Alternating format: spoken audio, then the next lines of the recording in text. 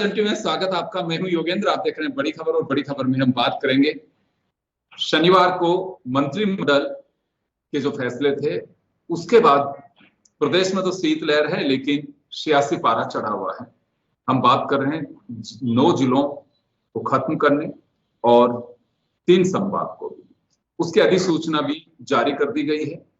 और revenue record के अनुसार कौन सी तहसील किस जिले में रहेगी, यानी कि पहले की तरह ही, क्योंकि अभी पहले 33 से 8 कंसिडर कर लिए गए, उसमें से अब अगर हम बात करें तो 41 जिले और 7 संभाग रह गए। पहले 50 जिले और 10 संभाग बन गए थे, अब उन्हें 9 हटा करके 41 जिले, तो वही एक्सरसाइज कर ली गई है और उसकी अधिसूचना भी जारी कर दी गई है कौन सी तहसील किस जिले में रहे। तो चले, लेकिन कई जगह विरोध प्रदर्शन हो रहे हैं। पूर्व मुख्यमंत्री अशोक गहलोत ने रविवार को प्रेस ब्रीफिंग भी की, जिसमें कहा कि समझ से बाहर है कि जिले क्यों खत्म किए गए हैं और ये उन भावनाओं के साथ में चोट है जो, क्योंकि अगर छोटे जिले होंगे तो विकास ज्यादा होगा, उनका अपना एक पैरामीटर था। लेकिन वर्तमान सरकार का साफ कहना है कि बेवजह प्रदेश को कर्ज में धकेला गया था, जिसका कोई औचित्य नहीं था। पॉलिटिकल माइलेज लेने के लिए पूर्ववर्ती सरकार ने ऐसा किया। तो चलिए, क्या मायने हैं जिले पहले बनाने के भी और अब खत्म करने के भी। तो हमारे साथ में वरिष्ठ पत्रकारों का पैनल है। हमारे साथ ओम सैनी साहब जुड़े हुए हैं, राजीव जैन साहब जुड़े हुए हैं और महेश शर्मा साहब जुड़ रहे हैं। मैं ओम जी आपके पास में आना चाहूंगा। आपने दौसा को भी जिले बनते हुए देखा होगा, कई जिले, अब जर्नलिज्म का इतना लंबा वक्त है, उसके बाद राजसमंद, करौली और प्रतापगढ़ भी बने। तो क्या लगता है आपको कि जिलों की रिक्वायरमेंट है? और दूसरा, जिन जिलों को खत्म किया गया है कि वाकई उनकी रिक्वायरमेंट नहीं थी, या फिर ये माने कि पहले वाली सरकार ने भी बिना किसी एक्सरसाइज के जिले बनाए और वर्तमान सरकार ने भी बिना किसी एक्सरसाइज के खत्म कर दिए, या एक्सरसाइज से जिले बने और हटाने के औचित्य भी ये माना जा सकता है कि वास्तव में सरकार ने इस पर एक्सरसाइज की और रिपोर्ट को आधार बना के ही जिलों को खत्म किया? कैसे माने? बहुत सारे सवाल तैर रहे हैं इन दिनों, आप देख रहे होंगे हमारे सियासी गलियारों में भी, आम व्यक्ति के जहन में भी। देखिए योगेंद्र, सत्ता का जितना विकेंद्रीकरण होता है उतना जनमानस को लाभ पहुंचता है। जितना आप डिवीजन कर देंगे उतना आप लोगों के नजदीक पहुंचेंगे। ये तो माना हुआ सिद्धांत है। उसके बाद में ये देखी जाती है, जो परिभाषा देते हैं कि ज्योग्राफिकल, कल्चरल, ये सारी चीजें भी इन तत्वों के माध्यम से देखा जाता है। और ये मेरा ख्याल है कि 3 ही लोगों ने ऐसा कुछ किया है। एक तरह से एक बार तो सुखाड़िया जी के जमाने में, उसके बाद में भैरव सिंह जी के जमाने में, उसके बाद में अब जाकर के ये पिछली बार हुआ वो। तो इसमें कहीं भी ऐसा नहीं है, इसमें कोई निश्चित रूप से सियासत के लाभ तो होते ही हैं। जिन लोगों को आप जिला दे देते हैं तो इसका मतलब कि उन लोगों को आपने वहां का सब कुछ, जितने इंस्टीट्यूशन है जिनके लिए उन्हें संभाग स्तर पर आना पड़ता था, और वो सब उनसे मुक्त हो जाते हैं। इसमें आश्चर्यजनक बात यह है कि इस पे जो कमेंट्स आ रहे हैं वो बड़े जोरदार हैं। यानी कि पहले तो जिले बनाने के लिए एक ब्यूरोक्रेट की लीडरशिप ने ही सारा सिलसिला किया, और उनके माध्यम से उन्होंने जो देखा उसको देख करके अपने कैबिनेट से अपने अप्रूवल करवा करके और जिले बना दिए। फिर अब जो दूसरी कमेटी बनी, वैसे ही उसी कैडर का एक अफसर सारा कायदे कानूनों से उसी तरीके से बांट करके कह रहा है कि निरर्थक है। और जोरदार ये है कि जो मुख्य सचिव रह चुके हैं वो फरमा रहे हैं कि ये सब बड़ा हो गया। ये तो उनके बिल्कुल सामने हुआ था, तो उनको अपनी ना इत्तेफाक किया और ना ये सब बातें बोलनी चाहिए कि वो नहीं बोलते। तो इसका मतलब कि तो कितने सारे आईएएस और आईपीएस ऑफिसर्स भी बोलने लगे हैं कि हाँ साहब ये तो बहुत गलत हो गया था, अब ठीक हुआ। ये बोलने के पीछे क्या मकसद है और हमारा उन लोगों से पूछने का क्या मतलब है? हम अगर राजनेताओं से पूछें और जनमानस से पूछें जो उन जिलों से लाभान्वित हो रहे हैं या प्रभावित हो रहे हैं, उनसे पूछे तो बात भी है, लेकिन उनसे परे जाकर के इन लोगों की बातें सुनना अर्थहीन है। ये तो ऐसा लगता है कि ये लोग सियासत कर रहे हैं। जब आप नौकरशाही में आप एक प्रभावशाली जगह पर थे तो आपको उसी वक्त ऐतराज करना चाहिए। इन बातों पर कहा जाना चाहिए था कि भैरव सिंह जी आप गलत कर रहे हैं, अशोक जी आप गलत कर रहे हैं, या अभी भी कहना चाहिए कि आप गलत कर रहे हैं या सही कर रहे हैं। और फिर राजनीतिक पार्टियों के पास में ऐसे लोग नहीं है जिनकी अध्यक्षता में जिलों का डिवीजन बने। और जिलों का अध्ययन करवाया जाए, तो उनको सारी बातों के लिए इन नौकरशाहों पर, इन प्रशासनिक अधिकारियों पर ही आश्रित रहना पड़ता है। ये और इनको अपने लगता है कि उनके एक फेदर और जड़ गया उनके उसके अंदर, टॉप के अंदर, तो वैसा उनको महसूस होता है कि सरकार ने मुझे नवाजा है, सरकार ने मुझे काम दिया है। बहरहाल मैं इस मान्यता का हूं कि जिले बन जाने से, देखिए खर्च तो जब डेवलपमेंट का बात कर रहे हैं, आप सबके विकास की बात कर रहे हैं, तो जितना ज्यादा आप प्रशासनिक और दूसरी चीजों को जनमानस तक पहुंचाएंगे उतना लाभ मिलेगा। और निश्चित रूप से इन कामों के लिए जो जो जो जिम्मेवार हो जाएगा, जिस जिले के अंदर आप विधायक हैं या सांसद हैं, तो उसके बाद में आपकी जिम्मेदारियां बढ़ जाती हैं और उस तरीके से आपको जवाब भी तो ज्यादा करनी पड़ती है और काम भी ज्यादा करना पड़ता है। और लोगों को भाग भाग करके जयपुर के सचिवालय में नहीं आना पड़ेगा, वो वहीं पर सब कुछ हो जाएगा। लेकिन ये हो जाने से बहरहाल सियासी तरीके से हो रहा, तो मैं समझता हूँ कि सब ठीक है। आपने रद्द कर दिया, वो भी आप कह रहे हैं कि साहब 1000 करोड़ रुपया लगेगा एक जिले के विकसित करने पे, अभी राज्य की हालत ऐसी नहीं, तो राज्य की हालत तो कभी भी ऐसी नहीं, सुधारों से सारा डेवलपमेंट हो रहा है और उनको बाद में चुकाने का सिलसिला बनता है। ये भैरव सिंह जी के जमाने से, अशोक जी के जमाने से मैंने सुना है कि भैरव सिंह जी को तो वो इसलिए उनकी आलोचना करते थे कि इतना कर्जा हो गया, और उसके बाद में ये जब वो आए तो उसके बाद में कर्जा दुगना हो गया। तो फिर आप अगर डेवलपमेंट करेंगे तो आपको पैसे तो लेने पड़ेंगे, और पैसे लेते ही हैं, इसमें जनमानस के लिए ले रहे हैं, आपको अपनी जेब के लिए थोड़े ले रहे हैं। ये बात अच्छा इसलिए नहीं लग रहा कि राजनीतिक पार्टियों को अपने नेताओं में ऐसे लोग तैयार करने चाहिए जो इस तरह के बड़े फैसले उनकी लीडरशिप में लें।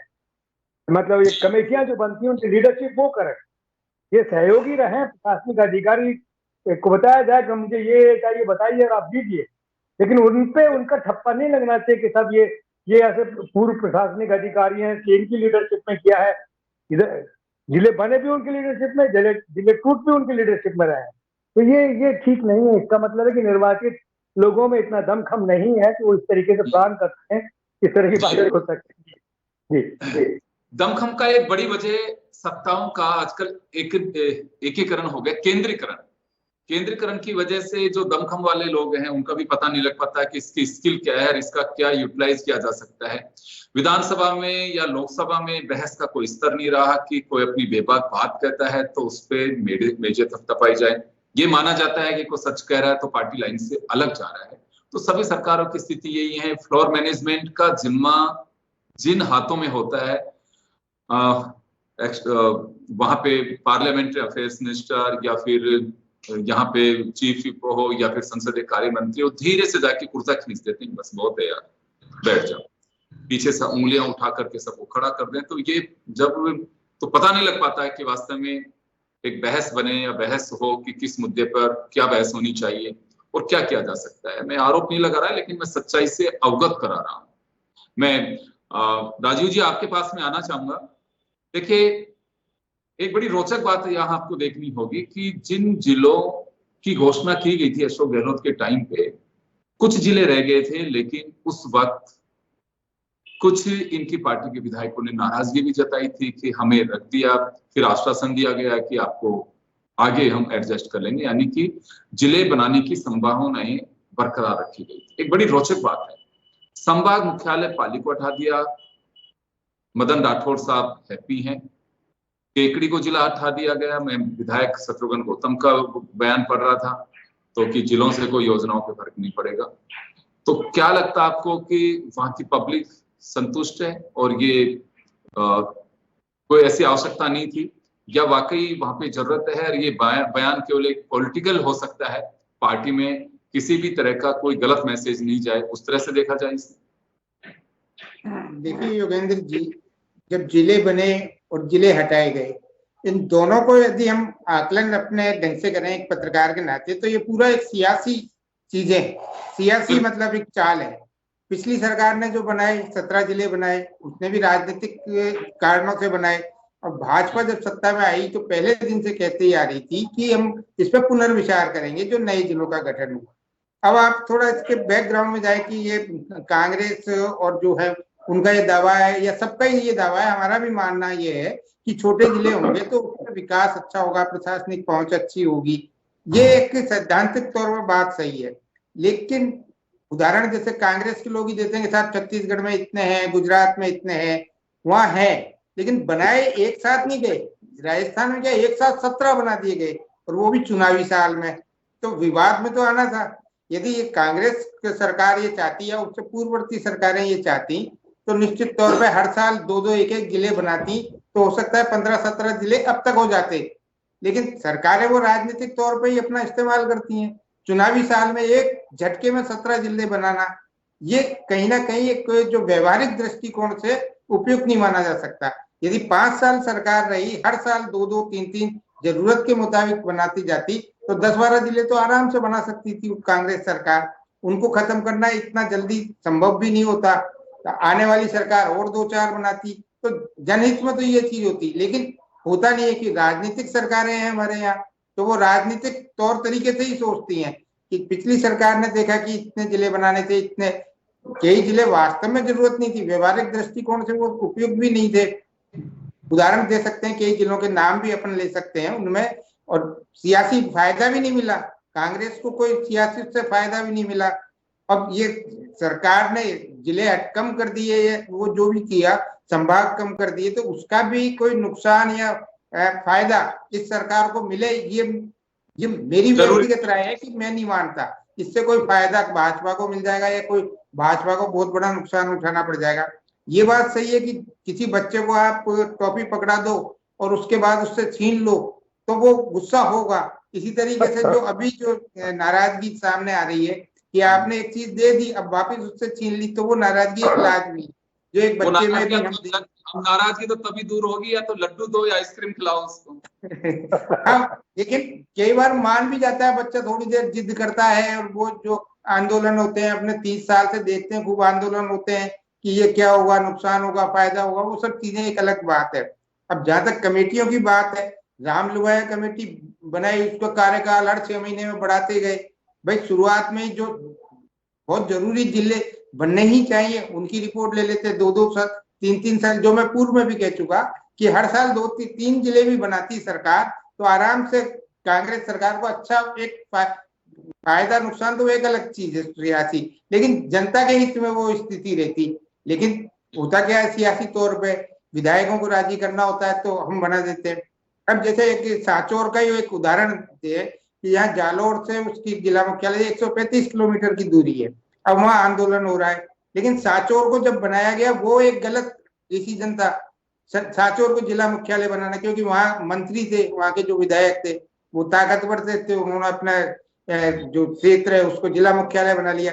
जालोर और सांचौर के बीच में भीनमाल पड़ता है, तो भीनमाल बनने वाली जगह थी, भीनमाल बनता तो सांचौर की दूरी भी 40-45 किलोमीटर दूर रहती, और ये रहती। अभी जो वर्तमान पिछली सरकार ने बनाया सांचौर 20 किलोमीटर बाद तो गुजरात शुरू हो जाता है। तो व्यवहारिक दृष्टिकोण भी कहीं अपनाया नहीं गया। जहां का विधायक या मंत्री ताकतवर था, उसने अपने से इसमें बनवा लिया, अब उसको फायदा नहीं मिला, वो एक अलग बात है। वो नुकसान भी अब कितना होगा, फायदा कितना होगा, अभी लगता है जो जिले हटाए गए उसमें भी कहीं ताकत का भी खेल हुआ है थोड़ा। 2-3 जिले ऐसे लगते हैं, लोगों की चर्चा है कि सिर्फ वो पावरफुल लीडरशिप के कारण वहां से हिला नहीं सके उनको। वो एक दूसरी तरफ भी देखें तो एक पावरफुल, जैसे डिप्टी सीएम का क्षेत्रीय जिले से हटा दिया।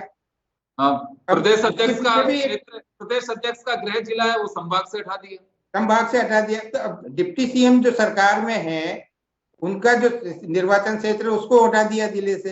तो इसमें ताकत, या तो हम दूसरे रूप में देखें, ये मतलब जिस ढंग की पत्रकारिता करते हैं, हो सकता है कि वो जो डिप्टी सीएम है उनको निपटाने की स्थिति हो, वो पार्टी के अंदर क्या स्थिति चल रही हो। तो कई कारण, मतलब उसमें कभी विस्तृत चर्चा अलग से की जा सकती है, लेकिन ये सब चीजें राजनीतिक निपटाने वाले पे मैं एक एपिसोड लूंगा जिसमें किसको जिलों में किस किस को निपटाया गया। हाँ, अपने अंदर की पार्टी में भी निपटाने, मतलब जो राजनीति चलती है उसमें ये भी संभव है।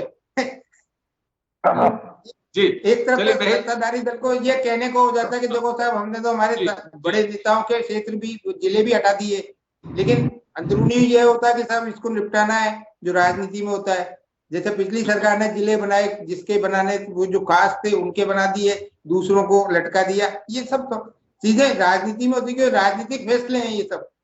चलिए मैं वापस लौटता हूँ आपके पास में, मैं महेश जी का रुख करना चाहूंगा। सर, जिलों को पहले बनाया गया, उस दिन भी हमने डिबेट की थी, शनिवार को इनको हटा दिया गया।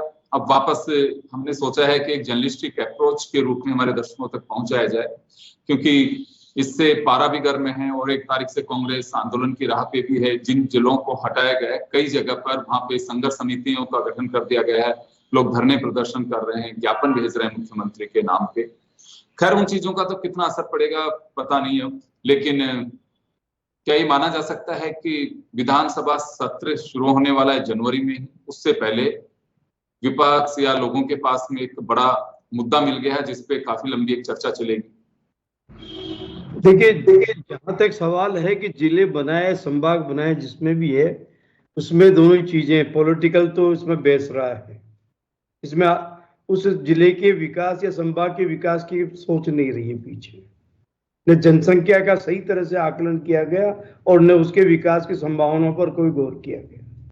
सिर्फ गौर किया गया कि कौन सा ताकतवर नेता है या नहीं है, और साथ साथ ही आने वाले चुनाव में उसका लाभ उठाने की कोशिश करने के लिए ये जुगाड़ किया गया। एक साथ इतने बम्पर जो जिले के घोषित किए गए, तो ये कि हमारी लोकतंत्र में ये त्रासदी है कि जब भी सरकारें बदलती हैं तो वो ये पहले वाले के लिए फैसले को बंद कर देती है, बंद करने वाले दूसरे के फैसले को वो बंद कर देती है, कभी योजनाओं के नाम बदल देती है, कभी क्या होता है। होना ये चाहिए था कि विकास का लक्ष्य होना चाहिए और आते जनसेवा करने के लिए लोग हित की बातें करते हैं, लेकिन जब देखते हैं कि जो वास्तविकता में जो जिस तरह का उनका चरित्र खुल के आता है सामने, जब वो सत्ता में आते हैं तो उनका चरित्र बिल्कुल ऐसा हो जाता है कि वो जो कर रहे हैं वो बहुत अच्छा कर रहे हैं और बहुत हमारी मतलब समझदारी से काम कर रहे हैं। अब ये देखिए कि जब बहुत सी जो चीजें हैं, कहीं डिस्टेंस को इन्होंने मापदंड बनाया है कि जिलों की दूरी का बात करें तो कहीं ना कहीं मतलब क्या कहता है ना, कोई इतने निकट के ही मतलब क्या कहता है ना, अब जयपुर जैसे उदाहरण लीजिए, आपको दूधू को बना दिया, जयपुर ग्रामीण का बना दिया, तो ये जो डिस्टेंस है उसका क्या फायदा हुआ? आपको जो भी निर्णय लेना चाहिए था उस पर्टिकुलरली उस क्षेत्र के विकास की संभावनाओं को ध्यान में रखते हुए, साथ ही जनसंख्या के घनत्व को ध्यान में रखते हुए और साथ साथ ही रेवेन्यू को आधार बनाना चाहिए था, लेकिन ये नहीं बनाया, राजनीतिक आधार बना दिया और प्रशासनिक तंत्र पे छोड़ दिया। जितने भी अधिकारी आज एक मतलब लॉबी के खिलाफ दूसरी लॉबी को खड़ा करके और वैसे फैसले हो रहे हैं, ये कहीं लोकतंत्र में नहीं होने चाहिए। होना ये चाहिए लोकतंत्र का तभी पक्का और मजबूत होगा जबकि हम उसके भावनाओं को जनहित के रूप में और विकास की दृष्टि से उसको देखेंगे। वो नहीं होता है, हमारे यहाँ सिर्फ राजनीति होती है, नाम बदल दो, योजनाओं के नाम बदल दो और क्या कहते हैं जो पुराने फैसले हैं सरकार के उसको रद्द कर दो, समय पूरा 5 साल निकल जाता है, अंत में लास्ट में जो 1-2 साल बचते हैं उसमें धबाधब बिना देखे सोचे घोषणाएं अंबार लगा दी जाती है, जनता को आकर्षित करने का है। अब आपने वो जो ये जो जैन साहब ने जो बात उठाई राजीव जी ने कि आपने एक बार कोई चीज दे दी और वापस उससे आपने छीन ली, तो निश्चित रूप से आक्रोश तो बैठेगा। तो जनता का ध्यान आप की तरफ बटाना चाहते हो, विकास की तरफ लाने की बजाय उसे भटकाना चाहते हो। और दूसरा, अब आप इसमें आप ये जैसे तबादलों के लिए आपने कर्मचारियों को तो वहां तबादला कर देंगे, मेन 1 तारीख से 10 तारीख तक हटा दिया, और पंचायत और क्या नाम है आप उसका पंचायत समिति का जो उनका अलग से परिसीमन की बातें करने लग गए। तो यहाँ मतलब एक तरह से देख रहे हैं कि जो मूल समस्या है उस समस्या से ध्यान हटाने की भी कोशिश हो रही है। तो कभी भी काम किया जाए सरकार करे लोकहित के लिए करे, न कि अपनी राजनीति को बनाने के लिए और न अपने मतलब क्या कहते हैं ना वोटों को बटोरने के लिए ध्यान में रखते हुए करें। बिल्कुल आप सही कह रहे हैं कि आजकल देखिए फैसले उसी तरह से लिए जाते हैं कि ये फैसले वोट में डाइवर्ट कैसे हो सकते हैं। मैं एक सरकार को कटघरे में खड़ा नहीं कर रहा, पिछले समय से काफी लंबे समय से यही सिलसिला होता है। किसी भी योजना के पीछे लाभार्थी के हित से ज्यादा वोट का ध्यान होता है, और जब ये सब सिलसिला चलता है तो बहुत ज्यादा मुझे नहीं लगता कि हम एक ये कहें कि एक लोक कल्याणकारी सरकार का तकाजा यही है। ये एक सिर्फ एक वोट का तकाजा होता है, सभी चीजें नहीं होती, लेकिन हाँ फिर भी अनाउंसमेंट ये देखने के लिए कि हाँ कितने लोगों को साधा जा सकता है। हालांकि अब अशोक गहलोत साहब कह रहे हैं कि मैंने जब जिले बनाए थे तो राजनीतिक चीजों को ध्यान में नहीं रखा गया, ना राजनीतिक लाभ के लिए ये सब कुछ किया गया, वहां की आवश्यकता थी। अगर ये सब कुछ होता तो एक्सरसाइज वैसे ही करते, फिर हारते क्यों हमारे नेता। अब उनका एक ये भी लॉजिक है। मैं ओम जी के पास नहीं जाना चाहूंगा, क्या लगता है ओम जी, ध्यान महेश जी कह रहे हैं कि कुछ ध्यान डाइवर्ट करने की भी एक कोशिश कही जा सकती है इससे, और मुझे लगता है ये पहली बार होगा शायद जिले बनने के बाद में उन जिलों को सरकार के स्तर पर विड्रॉ किया गया। देखिए योगेंद्र जी, अगर विधानसभा में बैठने की आदत रही है तो आप देखेंगे कि जितने भी जिले बने उनके बारे में वहाँ के विधायक जो उस इलाके सिलेक्ट होकर के आते हैं उन्होंने डिबेट्स किए हैं, उन्होंने कारण बताया है, उन्होंने उसमें बाकायदा अपना भरोसा दिलाया है कि मेहरबानियां नहीं है कि सरकार की मेहरबानी जिला बना दी। अरे आप इसी राजस्थान में तो रहते हैं आप, और विधानसभा का अगर मैं सदस्य हूँ और लोकसभा का मैं अगर सदस्य हूँ तो मेरा हक बनता है कि मैं बताऊं कि सरकार को क्या करना चाहिए, कैसे करना चाहिए। ये कोई मेहरबानी का सिलसिला नहीं है, लॉलीपॉप पकड़ा दिया ना, लॉलीपॉप कुछ नहीं।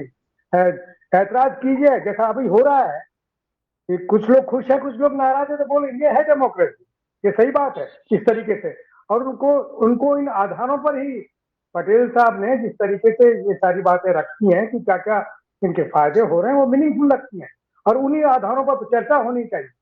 ऐसे नहीं है कि साहब मुख्यमंत्री मुझ पर मेहरबान थे इसलिए जिला बना दिया, ये वाला सिलसिला नहीं है। ये तो डिसेंट्रलाइजेशन का पावर तो होना ही चाहिए, और ये कांग्रेस का तो प्रमुख सिद्धांत रहा है।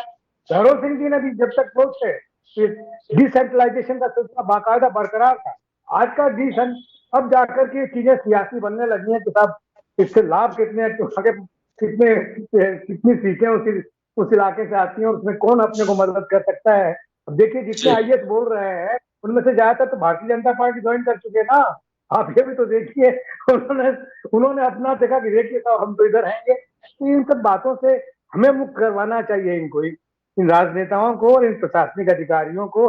हम ओपनली कह सकें कि आपका इंटरेस्ट क्या है। आप उस वक्त जो चुप रहे जब सब हो रहा था तो आप ये क्या कर रहे हो आप। ये सचमुच में ये सब बोलना चाहिए।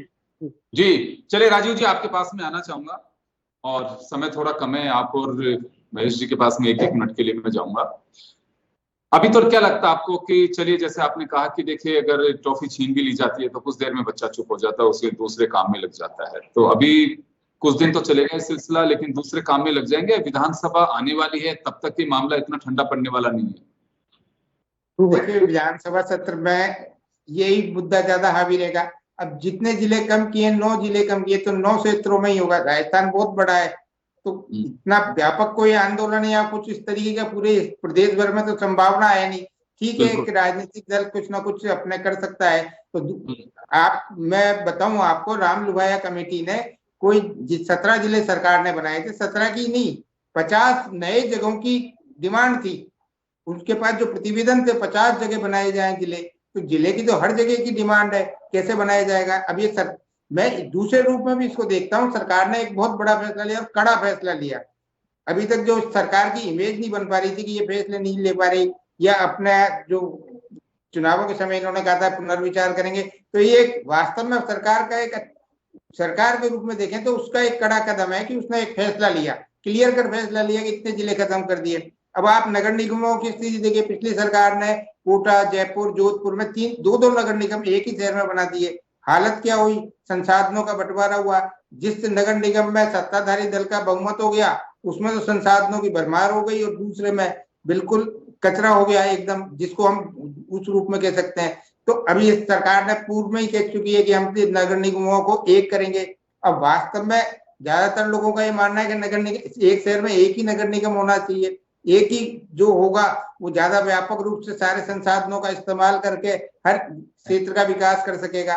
तो ये राजनीतिक तौर पे फैसले सरकारें लेती हैं। जैसे पूर्व में भी अपनी चर्चा में ये चीज आ चुकी है कि राजनीतिक सरकारें, किसी को 2 नगर निगम चाहिए क्योंकि एक में उसका कब्जा हो जाए दूसरे में नहीं हो, तब भी उसको कहने को लग। अब ये सरकार हो सकता है बदल दे कि भाई हर शहर में एक ही होगा नगर निगम।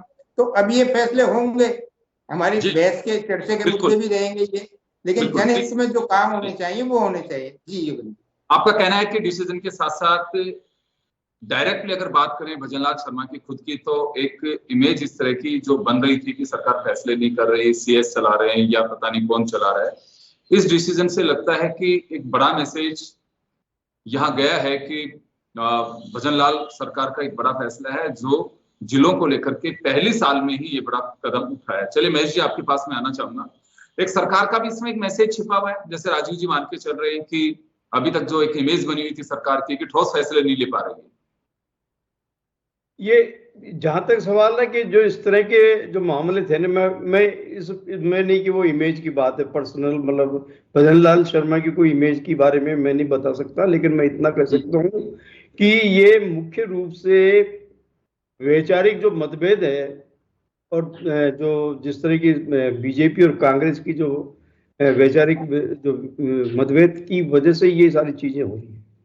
वो सरकार आती है, पुराने फैसले बदलती है, ये आती है, वो उसके पुराने फैसले बदलती है, और इसमें इसी फैसले में अदला बदली के समय अधिकांश समय निकल जाता है, और जनता का जो समय एक विकास का और उसकी जो मुख्य मांगे हैं उसकी तरफ से ध्यान डाइवर्ट करना होता है। इस समय मुख्य जो समस्याएं हैं, महंगाई है या मतलब आपके और जो राजस्थान से जुड़े हुए जो मुद्दे हैं उनकी तरफ मतलब क्या कहता है ना, गौर करने की बात है कि किस तरह से हम इसी योजना के आड़ में भी मतलब क्या कहता है ना, इसमें कांग्रेस भाजपा उसी चीज को लेकर के उधर अदला बदली के, जैसे आप ये देखिए उदाहरण के लिए ERCP का जो अपन उदाहरण देते हैं, तो उसमें भी क्या हुआ कि उसको बदल करके थोड़ा बहुत हल्का फुल्का इधर उधर किया, भोग के वही चीज।